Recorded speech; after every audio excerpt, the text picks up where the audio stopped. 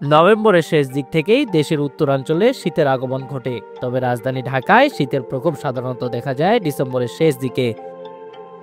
কিন্তু এবছর ব্যতিক্রম, ডিসেম্বরের শুরুতেই রাজধানীবাসী শীতের হিমেল পরশ অনুভব করছে। এই অপ্রত্যাশিত শীত ঢাকার রাস্তাঘাট, বাজার এবং মানুষের দৈনন্দিন জীবনযাত্রায় এনেছে ভিন্ন এক চিত্র।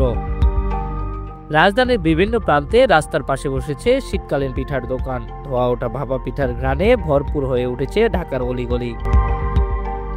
ভাপা, চিতুই আর পাটিসাপটার ঘ্রাণ শুধু ক্ষুধার তৃপ্তি নয়, বরং এটি হয়ে উঠেছে শীতের অন্যতম আনন্দের প্রতীক। সকাল, বিকাল কিংবা সন্ধ্যায় পিঠার দোকানগুলোতে মানুষের ভিড় লেগেই থাকছে। পিঠা দোকানি এবং ক্রেতাদের কথায় ফুটে উঠেছে শীতকালীন পিঠার জনপ্রিয়তা।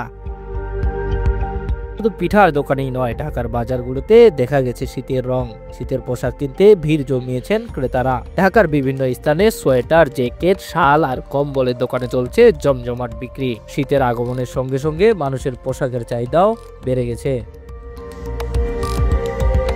শীতের প্রভাব শুধু বাজারে নয়, দেখা যাচ্ছে দিনমজুর ও শ্রমজীবী মানুষের জীবনেও। শীতের সকালে কাজ করতে যাওয়া অনেক কষ্টকর হয়ে পড়েছে তাদের জন্য। শুধু শীত বস্ত্র পরিধান করে তারা কাজে যাচ্ছেন, শুধু ঠান্ডার প্রকোপে কাজ করা সহজ হচ্ছে না।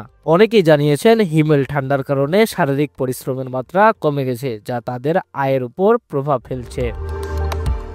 শীতের আমেজে ঢাকা যেন তার প্রতিটি মানুষকে উষ্ণতার পরশ দিতে পারে। একদিকে পিঠা, পোশাক ও উষ্ণতা, অন্যদিকে সহমর্মিতায় ঢাকার শীত হয়ে উঠুক এক অবিস্মরণীয় অভিজ্ঞতা। তৌফিক আদনান ইমন, ঢাকা ট্রিবিউন।